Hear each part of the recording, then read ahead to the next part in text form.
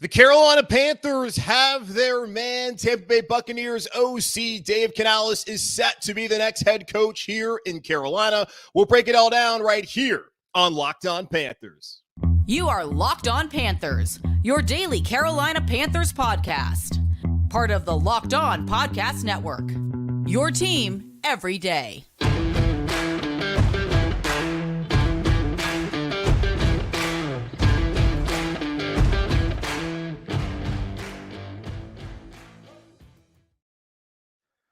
Welcome into another edition of the Locked On Panthers podcast, a part of the Locked On Podcast Network, hosted by yours truly, Julian Council. We are a part of, course, the Locked On Podcast Network. Subscribe or follow the show for free on YouTube or wherever you listen to your favorite podcast. And be sure to follow me, Julian Council, on Twitter at Julian Council, where typically on Fridays throughout the offseason, won't do it this week because the Carolina Panthers just hired a new head coach. I'll be answering your weekly Friday mailbag questions either at me or DM me to get those questions into me for next week's edition of the weekly Friday mailbag right here on Locked On Panthers. Today's episode of Locked On Panthers is brought to you by FanDuel. Make every moment more. Right now, new customers get $150 in bonus bets guaranteed when you place a $5 bet. Visit FanDuel.com/LockedOn to get started today. I am live right now, as I typically will be anytime there's any big breaking news this offseason. On Monday evening, went live to break down the Panthers promoting former assistant general manager Dan Morgan to their president of football operations and GM role. And now I'm live on both Locked On Panthers and Locked On NFL YouTube channel, breaking down the Carolina Panthers' impending hire of Buccaneers offensive coordinator Dave Canales. So who is Dave Canales? We talked about him earlier on this week on Locked On Panthers, and it sounded like he was becoming one of the top candidates for the job, especially after Dan Morgan was hired as the president of football operations and GM. Dan Morgan having spent 8 years in Seattle with Dave Canales, who spent 13 seasons with the Seahawks from 2010 to 2022. Canales originally joined the Seahawks as an offensive quality control coach during the 2010 through 2012 seasons before being elevated to assistant quarterbacks coach in 2013 and 14, and later became the wide receivers coach in 2015 through 17, was a quarterbacks coach in 18 and 19, then again in 2022, where he worked with Geno Smith, and was a pass game coordinator in 2020 and in 2021, before this year going to Tampa Bay to be their OC. And for the first time, he was a play caller. At no point in Dave Canales' career had he ever called plays at the collegiate or the NFL level until 2023. And anyone you speak to, anyone you see talking about Dave Canales, talks about how just an excellent offensive play caller he is. Dave Canales is Mexican-American, by the way, making him the only Hispanic head coach currently in the NFL today. He's believed to be the 5th head coach of Latino descent in NFL history, following Tom Fears, Tom Flores, Ron Rivera, formerly here of the Carolina Panthers and then the Washington Commanders, and Brian Flores. Going to Jeff Howe of The Athletic, just the book on new Panthers head coach Dave Canales, incredibly bright offensive mind, high football IQ, constant upbeat energy, and boy, is that needed here in Carolina. Knows how to relate to players and lead a room, really well respected from his time in Tampa and Seattle. And he was barely in Tampa Bay. 12 months he spent down there with the Buccaneers. Joe Person, the Carolina Panthers beat reporter for The Athletic, saying Dave Canales' work of quarterbacks the last few years was important to a franchise that has to get Bryce Young turned around. By hiring an offensive-minded coach, the Panthers hope to keep their defensive staff mostly intact after Carolina finished top 5 in total D in 2023. For me, I think David Canales is a good hire. I have no idea whether it's going to work or not, but I think it is a good hire on paper, and it's necessary for what the Carolina Panthers need right now. And anyone who's been paying attention, listening to the show, watching the show, knows that I have not necessarily leaned as far as wanting a defensive head coach or an offensive head coach or a special teams coordinator being elevated to the head coaching role. What I cared about is someone who could lead men. That's what Steve Wilkes did for the Carolina Panthers during 2022. Never mind, he was a defensive coordinator, and he has done a great job in the past as a defensive coach. But what mattered most to me was the respect that he was able to command in that locker room and how those men responded to him week in and week out. And sure, the Panthers didn't win every single game that Steve Wilkes coached. They had their stinkers. They also had an outstanding game against Detroit and some other games that get played against Tampa or along the way. I appreciated that they had an identity and that they had a head coach who felt like he was the fit of the role.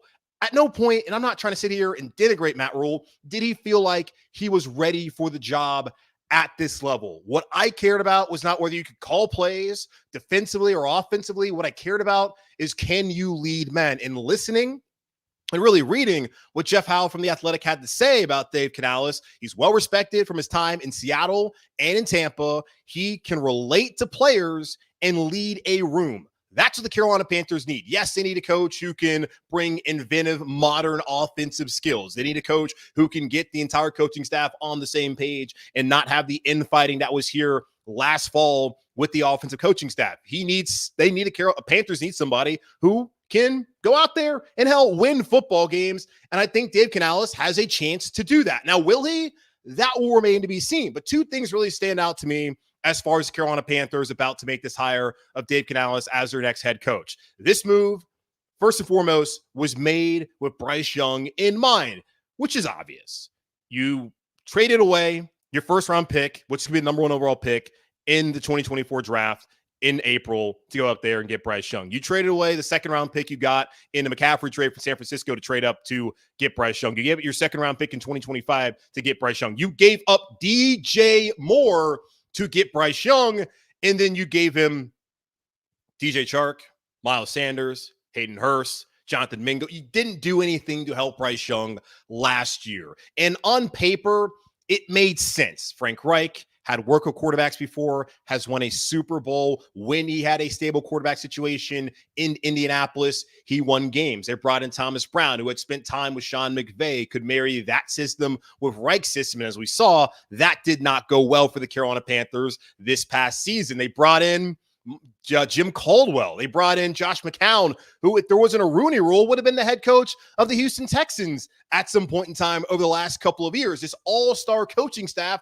on paper, it all made sense, but in practice, it did not work for the Carolina Panthers. So turning around, they needed to find someone who could be a consensus builder and someone who has a proven background of turning around and helping quarterbacks. And Dave Canales is absolutely that guy. Look no further than the past two seasons, one in Seattle as a quarterbacks coach, and then this past season in Tampa Bay as the OC.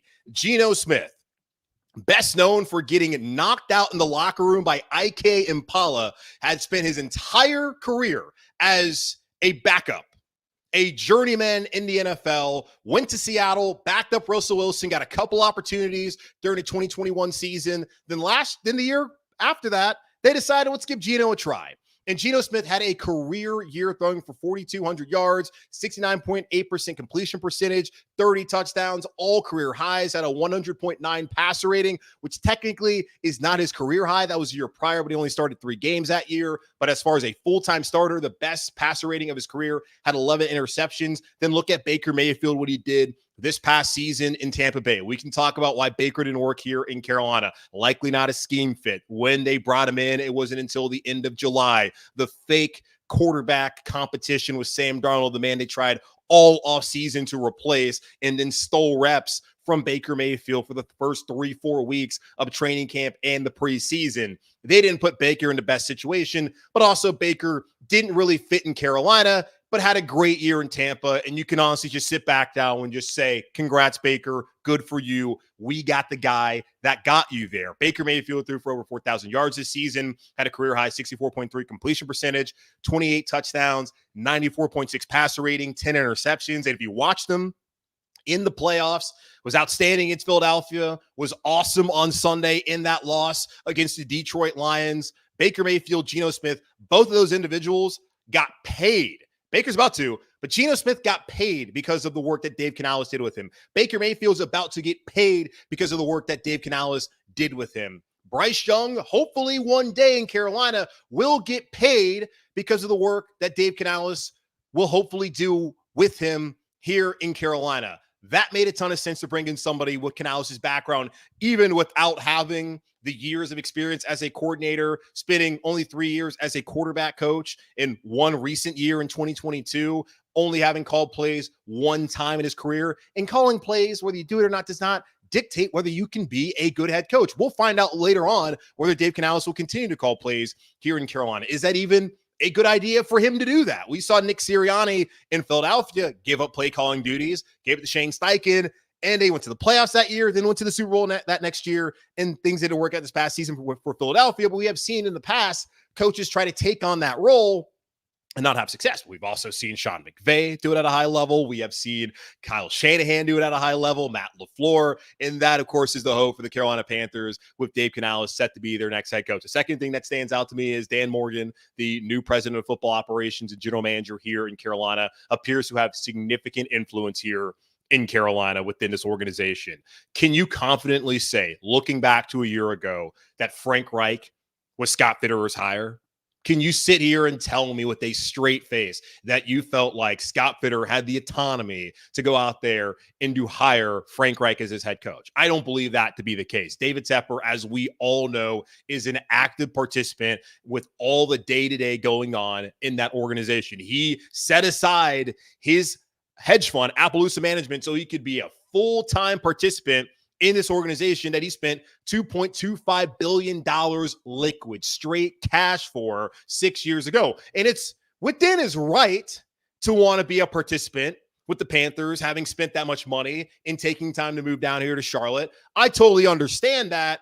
But David Tepper has been the thing holding back the Carolina Panthers the last 6 seasons, but in particular the last 4 seasons, as he hired Rule, failed to hire Wilkes, hired Reich, and all of that just was a galactic failure here in Carolina. Now seeing Dan Morgan, who again spent 8 years in Seattle with Dave Canales, bring in Dave Canales, who nobody else in the NFL, mind you, not a single team in the NFL that had an opening brought in Dave Canales for a first interview or a second interview. They didn't bring him in at all. He was out on the market. The Panthers were the only team to talk to him. And once Dan was elevated to that position, it became clear that Dave Canales had a real shot at this job. And I don't think Dave Canales gets this job in Carolina if it's not for Dan Morgan's presence. And of course, David Tepper was still in those meetings, sitting there, taking in the information, I'm sure asking questions of how you can give me the sustained success that I want here in Carolina, that I promised the fan base that I have not delivered on. Of course, David Tepper was active. So was Christy Coleman, the team president. So was Nicole Tepper, the, I guess, co-owner. She has a real role within Tepper Sports and Entertainment. Not quite sure what it is, but she's a co-owner of the team because her husband, David Tepper, owns the team. David Tepper had to have signed off on this, but I don't think he necessarily signs off on it as quickly as he did if Dan Morgan didn't have that built-in relationship with Dave Canales. So it's apparent that Dan Morgan has a significant influence. And that was the case even before he was elevated to president of football operations, general manager, as he was sitting in there with Adrian Wilson and Cole Spencer in those first round of interviews virtually about 2 weeks ago. This is a step in the right direction, in my opinion. For Dan Morgan to be taking the lead with personnel, the Panthers are set to hire someone to handle the salary cap and contract side of things and numbers and be a buffer between David Tepper and the personnel side, which will be led by Dan Morgan, who's led the scouting department the last couple of seasons. And also, you think about it too, alignment. It's one of those key buzzwords. Buck Rising, who joined us yesterday, he was mocking it, but it's important. We saw just last year how this offensive staff wasn't even aligned, how there were coaches who were going to David Tepper saying, hey, this is what's wrong with Bryce Young's footwork. We should go to Josh McCown. There wasn't a consensus within that coaching staff. It was a Hunger Games mentality, as was reported by Joe Person and Diona Rossini from The Athletic. That can't be going on within your organization. You cannot have success if there is infighting like that. So now that you have a general manager and a head coach who have spent 8 years prior working together, that is important for the head coach GM partnership. Then you add on the cap and contract guy and David Tepper staying as far away from the personnel side of things here in Carolina, and you're heading in the right direction, I think. TBD, we'll have to see, because David Tepper, I still don't trust him. This is the right direction. And I felt last year too, the way he went about his process of casting a wide net, talking to many candidates, I appreciated how they went about things. They just hired the wrong guy. and they may have taken the wrong quarterback. Only time will tell as far as Bryce Young goes. This is this is a step in the right direction for the Carolina Panthers organizationally, and of course for Bryce Young, their hopeful franchise quarterback and a former number 1 overall pick from a year ago. So last year, it appeared that David Tepper envisioned a young head coach, a Ben Johnson, to be paired with an experienced defensive mind, thinking like a Vic Fangio ended up in Miami and appears to be headed to Philadelphia this offseason. He did all of that in mind before pivoting to Frank Reich. This year, he has his young offensive-minded head coach, but will he have a top DC to pair him with? We'll talk about that here in just a moment on Locked On Panthers.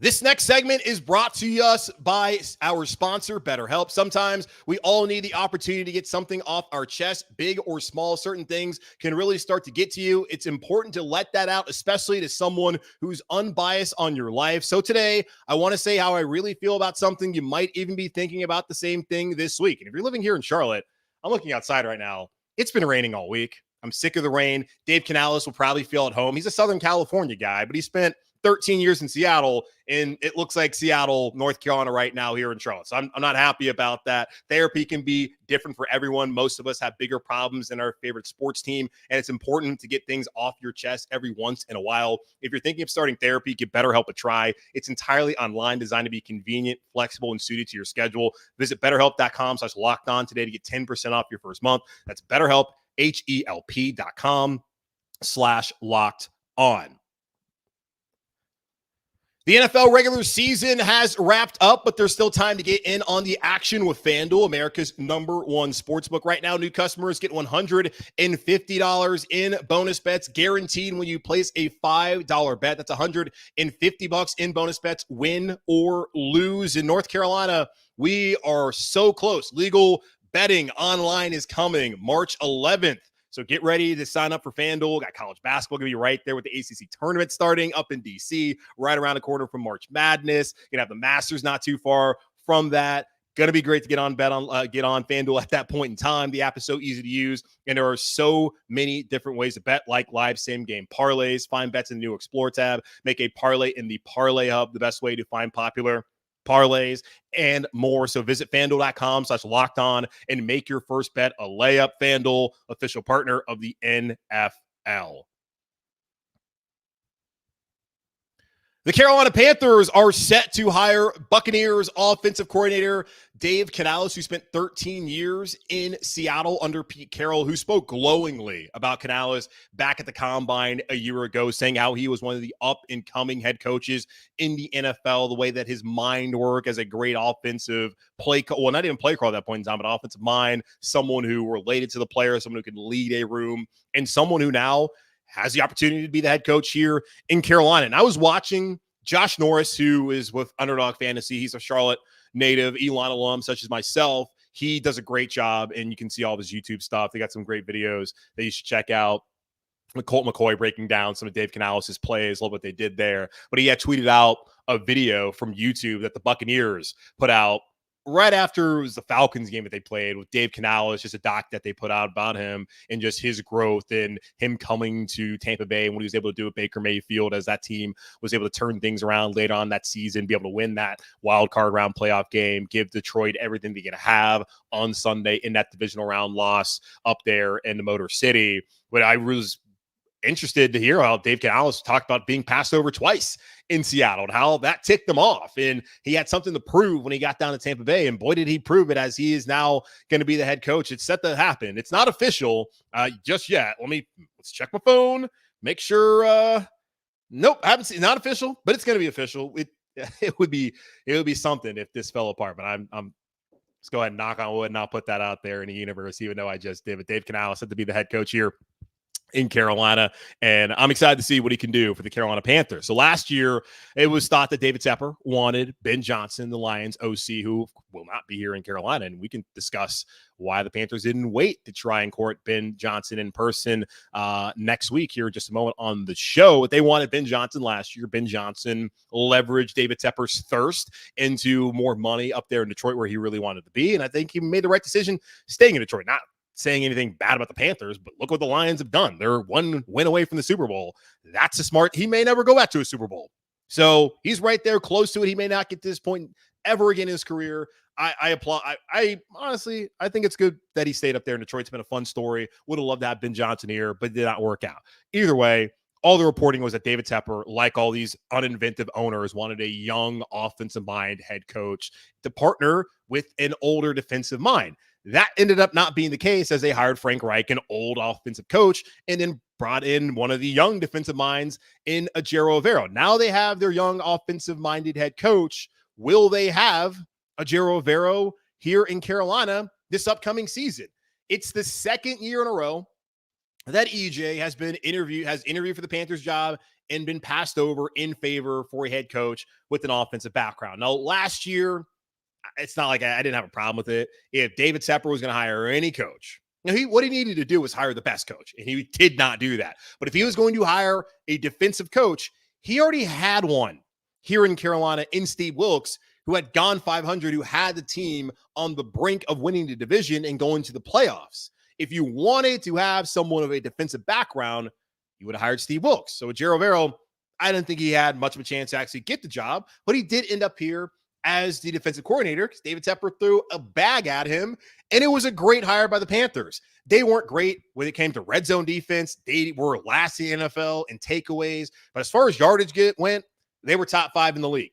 They gave up a lot of points because they weren't great in the red zone. This was a defense that was banged up throughout the season. Barely had J.C. Horn, had Shaq Thompson for 5 quarters, I believe, this season. We're missing their starting safeties, Von Bell and Xavier Woods, for 4 games each. Missed Brian Burns for a game. Derek Brown was outstanding this year. Some of the young guys had to step up, like Alex Cook, Deshaun Jameson. They stepped up, and they had an impact. Troy Hill, a veteran who came in here, had an impact for the Carolina Panthers. They had to put together mass units pretty much every single week. And post-bye week, after getting slaughtered by the Lions and the Dolphins, that defensive unit gave the team a chance to win pretty much every single week. The only week I can look at them not playing all that well, I suppose Dallas, really, the Packers game, and that was the one time that the offense actually showed up. So I'm not going to sit here and blame the defense for losing that game. He had a competitive unit and had one arm, maybe even 2 arms tied behind his back for the most part all season long. That is someone, in my opinion, deserving of having a head coaching role in the NFL. And I felt like he was deserving of having that role here in Carolina, but that's not going to be the case. So can the Panthers keep EJ around? Well, here's the thing. The man's under contract for 2 more years.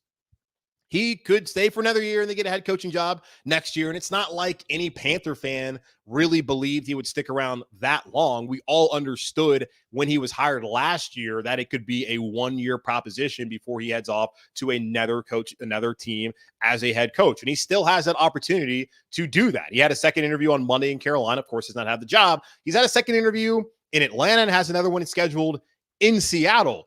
The Falcons have talked to Bill Belichick 2 times. They're set to talk to Aaron Glenn and Ben Johnson from the Lions next week in person. Raheem Morris has talked to them. Bobby Sloak just had a second interview today. So Ejiro Evero is still in the hunt for that job. I don't know if he's a favorite, but he's in the hunt for the job. Seattle Seahawks, they have scheduled a second interview with him. Not sure when that's going to be, but they've talked to Raiders defensive coordinator Patrick Graham multiple times. They have him scheduled. Mike Kafka has 2 interviews. Raheem Morris, Dan Quinn, who appears to be the favorite. So Ejiro Evero has a chance to get that job. And you would think that the right thing to do would be, if you don't want to be your head coach, then, maybe let him go. But that's not how this works in the NFL. And the contracts actually matter at this level. In college, they're not worth the ink that that's on them. On the paper, whatever the phrase is that I just botched. But whatever. In the NFL, it does matter because these owners, they can block you from going to interview other places if you're going to take a lateral move. We already saw in Jacksonville, Ejiro Evero, they requested to talk to him. David Tepper said no. Chris Tabor, I forget who it was. I think it was the Giants wanted to talk to him. As special teams coordinator, David Tepper said no. Thomas Brown, different. David Tepper doesn't want Thomas Brown. Thomas Brown is not going to be here in Carolina next year. He's probably basically already been fired. He got the interview up in Chicago for the job he did not get, and he's going to interview in Pittsburgh. Ejiro Evero is probably going to be here in Carolina unless he gets a job. He's going to be here in Carolina unless he gets another job elsewhere.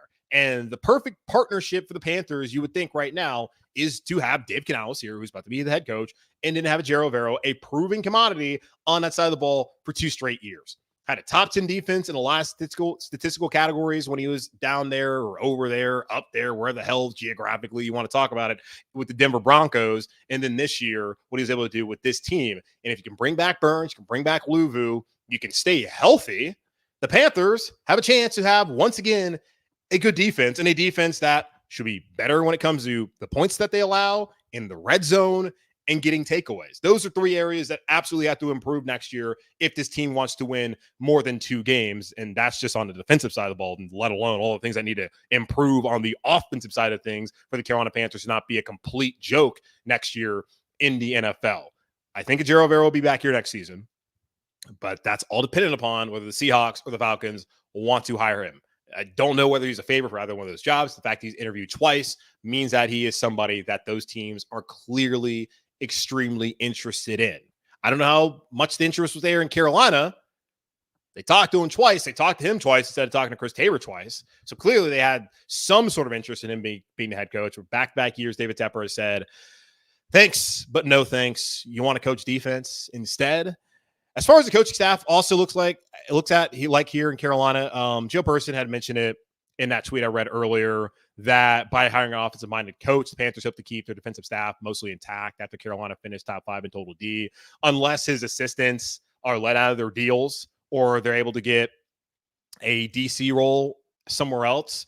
They're going to stay here, or they can get a job promotion somewhere else. They're going to stay in Carolina. I have not seen anything about any of the Panthers defensive staffers under Ejiro Evero interviewing for the open DC jobs in the NFL. So I'd expect that the majority of them, if not all of them, are going to stay here in Carolina unless EJ wants to make some sort of changes in his own right. Chris Tabor, you have to think he's going to be back as a special teams coordinator. David Tepper insisted that he would be here last year to be the special teams coordinator when Frank Reich took over. The fact that he was the interim and that he interviewed for the job, that David Tepper didn't allow him to interview elsewhere, would lead me to believe that Chris Tabor, who's widely respected in this locker room, and the NFLPA survey came out and named him the number 2 special teams coordinator in the NFL, he'll be back. And just looking at somebody else outside of Carolina that could be coming here is something I saw from Josh Norris. Bucs wide receiver Brad Idzik, I think that's how you say it. He is the only coach that followed Canales from Seattle to Tampa Bay. He was their wide receiver coach. Maybe he could be the OC. Possibly he can coach wide receivers. The Panthers need a good wide receiver coach, as the receivers this past year were bad. So that's a quick look at potential staff. But I do expect Ejiro Evero to be here for the Carolina Panthers next year, barring he does not take a job in Atlanta or in Seattle. The Panthers did not have to make this decision now. They could have waited. They were set to interview potentially Ben Johnson, Todd Monken, and Mike McDonald next week. And Mike Vrabel was coming to Charlotte on Thursday. I don't even know if that even happened. They had time. Dave Canales didn't interview with a single other team. They could have waited, but they didn't. Why not wait? We'll talk about that here in just a moment on Locked On Panthers. PrizePicks is the most fun you'll have, winning up to 25 times your money this football season. You just select 2 or more players, pick more or less on their projected stats, and place your entry. With the basketball season here, you can now pick combo projections across football and basketball from the Specials League, a league created specifically for combo projections that include 2 or more players from different sports or leagues. For example, this may be the last weekend you guys get a chance to do this. LeBron James plus Travis Kelce at a 10.5 combo of 3-pointers made plus receptions. PrizePicks is really simple to play. You can make your picks and submit your entry in less than 60 seconds. Quick withdrawals, easy gameplay, and an enormous selection of players and stat types are what make PrizePicks the #1 daily fantasy sports app. Go to PrizePicks.com/LockedOnNFL and use code LockedOnNFL for a first deposit match up to $100. It's PrizePicks.com/LockedOnNFL and use code LockedOnNFL for a first deposit match up to $100.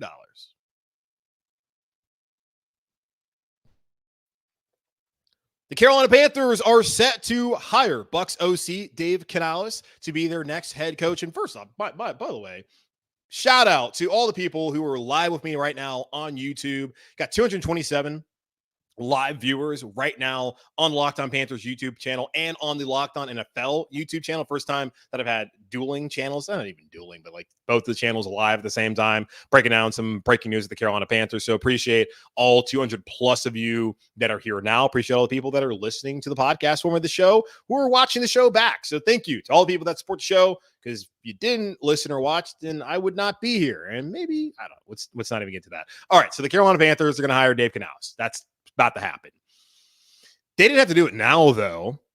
The Senior Bowl is next week, and when talking to Buck Rising from 104.5 The Zone yesterday, he found it interesting that Mike Vrabel was going to talk to Carolina for the first time on Thursday. He was scheduled to do that. Not quite sure whether that happened or not. He was interested in that because majority of the league is about to leave on Sunday to go down to the Shangri-La that is Mobile, Alabama for the Reese's Senior Bowl, and to evaluate some of the top prospects in this upcoming 2024 draft. You would think that you would have your GM in place, as the Panthers have, and you would be very close to having your coach in place, or you would be, yes, very close. You wouldn't be talking to somebody for the first time, knowing that in a couple days, you're headed down south to Mobile to figure out what you're going to do with your roster. As far as I was concerned, as long as Dan Morgan, who's in control of personnel, is around, and Adrian Wilson is sticking around, and Cole Spencer is sticking around, as long as you have that personnel side of things figured out, I'm not overly concerned about it. The majority of the scouting has already been done, y'all. They've been doing that for the last year plus, especially this past college football season. We'll see what area scouts are able to stick around as the restructuring in the front office continues and is completed in the next week or so, and even coming months, what happens with all of that. But the Senior Bowl, yes, it's important to go down there, look at the players. Panthers don't have a first-round pick, but they're going to have to draft guys in the second round, the third round, the fourth round, the sixth round. They'll have a seventh-round pick. They're going to have to find some players that can really help this team moving forward. They've done a terrible job at that. As long as the personal side of things was figured out, I wasn't overly concerned about whether you had a head coach in place. Now that you have a head coach in place who runs a West Coast scheme, now you can start looking at some of these players and wonder, okay, how do they fit in the scheme? But also just go out there and find the right guys and have a coach who's smart enough to put them in position to where they can succeed, which hopefully, and I believe from everything I've read, can and will be the case for Dave Canales here in Carolina. They didn't have to make this decision now. They could have waited until next week. Ben Johnson, Todd Monken, the OC for the Ravens, Mike McDonald, the DC for the Ravens, they cannot interview in person until next week. Same case for Aaron Glenn, the DC up in Detroit. Same thing with Steve Wilkes, the DC in San Francisco. Neither one of those guys were ever on the radar for the Carolina Panthers, but the other three, they still were. And while the betting odds haven't favored Ben Johnson to be the guy to take over the job, and all the scuttlebutt is that he's going to be the Commanders head coach, and I believe that will be the case, especially now that the Panthers have decided, okay, we're good, we're not going to get him. And here's the thing too, they weren't getting Ben Johnson in the first place. I talked to somebody, everybody I talked to has said it's not going to happen. And when I asked about the search firm, when I was talking to somebody, they told me he's hiring a search firm, he being David Tepper, because he's not getting Ben Johnson. Didn't get Ben Johnson, didn't even sit in person with Ben Johnson. It's so funny in a way, and not like in a like, ah, ha, ha, Panther stink way. It's funny, just amusing how David Tepper reportedly was enamored with Ben Johnson. That was his number one guy. Last year, didn't even get to talk to him. This year, only talked to him virtually. At no point did David Tepper and Ben Johnson sit together in the same room and talk about the Carolina Panthers job, yet this was the guy that reportedly was the one that David Tepper wanted all along, and didn't have a conversation. Never had a conversation in person. I just would have thought that they might have been a little bit patient. And they could afford to be patient. As I've mentioned multiple times now, Dave Canales, no team requested to interview him. No team interviewed him. He was going back to Tampa Bay until the Carolina Panthers came in, interviewed him, and elevated Dan Morgan to the president of football operations and GM job. If it weren't for Dan Morgan, Dave Canales is going to be working with Baker Mayfield for another season down in Tampa. Instead, he's up here in Carolina working with Bryce Young and hopefully turning things around on offense. It's just interesting. They could have afforded to wait. There's some top, like McDonald is somebody I think that they should have talked to. Again, I don't care whether he is a defensive coordinator or a offensive coordinator.